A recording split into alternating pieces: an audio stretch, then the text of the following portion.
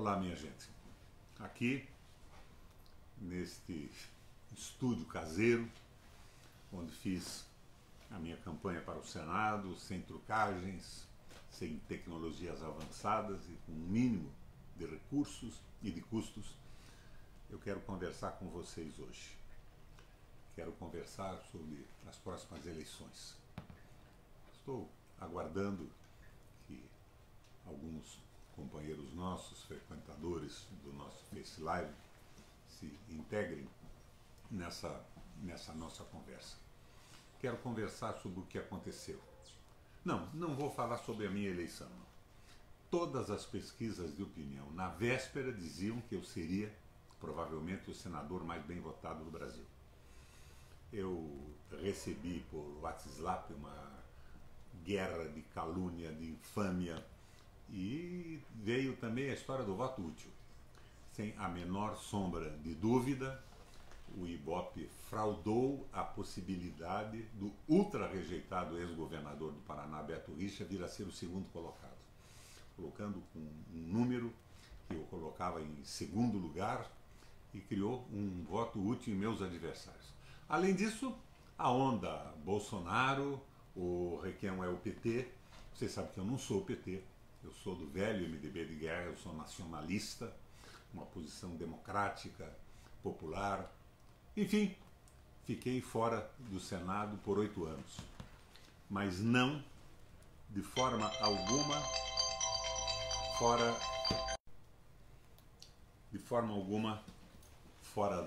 da política. Eu sou um militante, sempre acreditei que a nossa participação, o jogo fechado a favor do Brasil, dos movimentos sociais, nos viabilizam uma transformação positiva no Brasil. Mas vamos lá, eu tenho um texto aqui e pretendo colocar esse texto a vocês. No dia 28, companheiros, companheiras, meus amigos, minhas amigas, nós vamos escolher bem mais que democracia ou autoritarismo. Nós vamos decidir além da opção entre truculência fascista e o Brasil fraterno, solidário e pacífico. Não são apenas a liberdade, a democracia e os princípios civilizatórios que estarão em jogo, que estarão nesta balança. É a própria existência do Brasil como nação que está em jogo. Do Brasil como país independente, soberano. O que está em jogo não é o Bolsonaro apenas, porque ele é transparente, desembaraçado em suas manifestações, sempre preconceituosas. Ele é também brutalmente sincero quanto ao seu programa de destruição do Estado Nacional Brasileiro e da eliminação do pouco que restou depois desse período do Temer, do Estado Social. Ele foi capturado pelo liberalismo econômico, o mais extremado liberalismo econômico. Ele reconhece-se como um completo analfabeto em matéria de economia e pedem que consultem seu posto Ipiranga, como ele diz. O especulador financeiro Paulo Guedes, jogador inveterado crônico do mercado. Guedes disse que não vai sobrar pedra sobre pedra das empresas públicas nacionais, das empresas públicas brasileiras. Bolsonaro não revela qualquer compromisso com a soberania nacional, com a indústria brasileira, com a ciência e com a tecnologia nacionais, com a proteção de nossas riquezas, como o petróleo, os minérios, o mar territorial, os recursos hídricos e as florestas.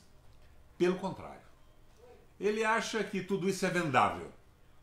O que pensa Bolsonaro sobre a educação pública, sobre a saúde, a moradia, o transporte, a infraestrutura, a geração de empregos, e a aposentadoria dos brasileiros que passam uma vida inteira de trabalho. Sabemos que ele é contra todos os direitos da consolidação das leis do trabalho, contra os direitos trabalhistas das empregadas domésticas, contra a igualdade salarial entre homens e mulheres, contra a correção do salário mínimo. A candidatura de Bolsonaro não é uma candidatura, é um movimento, uma procissão de brasileiros desiludidos, desiludidos com a política, revoltados contra a corrupção, o que de resto estamos todos, apavorados com a perda de status, temerosos da pobreza, indignados com a violência, desesperados com a falta de perspectivas. E esse movimento foi abduzido, foi absorvido, foi arrebatado pelo tal mercado, pelo sistema financeiro. O sistema financeiro acaba escravizando todas essas propostas, pelos especuladores nacionais e internacionais, pelos grandes grupos econômicos, brasileiros e globais. O perigo representado por esta candidatura, nesta eleição, não se resume ao seu histrionismo, ao seu senso de espetáculo, aos preconceitos do candidato, à intolerância do candidato, ao seu analfabetismo político. O verdadeiro perigo que nós estamos enfrentando, o perigo mortal, é a destruição do Estado Nacional brasileiro, da nacionalidade brasileira, reduzindo o nosso país a um mero apêndice dos interesses geopolíticos dos potenciais donos do mundo no Ocidente.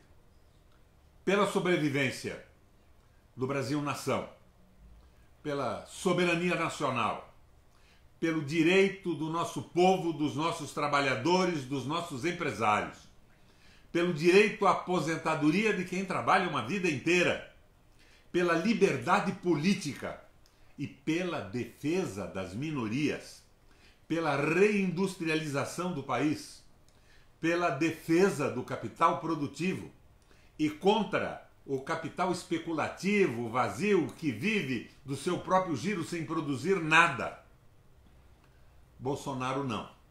E tudo o que a sua candidatura representa. Sim, meus irmãos, ao povo brasileiro. Era a proclamação que eu queria fazer nesse Face Live. Vamos ver como estão os nossos correspondentes, os nossos amigos estão sintonizados. Alguém me ajuda a ligar aqui esse meu computador para acompanhar melhor as respostas? Aqui eu tenho também no meu telefone, aqui vamos dar uma olhada. Engula o choro e limpe o ranho, que barbaridade. Por tudo que você falou, vamos limpar o nosso país. Minha gente, quanta bobagem, vocês não entenderam ainda? O Bolsonaro é um deputado menor. Ele ficava lá se estapeando com deputadas, brigando com o Jean Willis. Não tem nenhuma proposta para o Brasil, ele está sendo utilizado nesse processo. E eu, minha gente, eu luto pelo país. Eu entrei na política achando que nós podíamos fazer a diferença, que nós podíamos construir uma nação fraterna, solidária.